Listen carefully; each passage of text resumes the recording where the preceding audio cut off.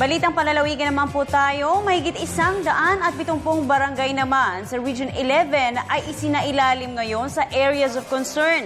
Si Peng Alinio ng Radyo ng Bayan Davao para sa detalye. Peng, magandang hapon sa iyo.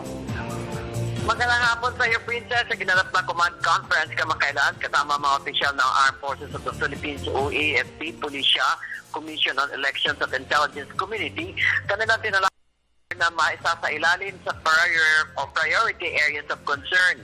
Ayon kay Police Regional Office of PRO Onsi Regional Director, Police Chief Superintendent Wency Pascual, na umabot sa 174 ang bilang ng mga barangay na isa sa ilalim sa areas of concern sa buong Region 11. Hindi anya nangangahulugan na ang mga nasabing mga barangay ay may problema sa politika o may hidwaan ang mga magkakatunggaling mga tumatakbong mga politiko.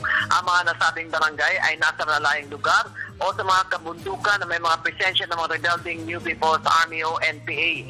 Tiniyak naman ng General na patuloy na mag-uugnayan sa bawat isa upang mabantayan at mapanatili ang kaayusan sa mga lugar na maaaring guluhin ng mga rebelding grupo sa darating na halalan sa ika-28 ng Oktubre.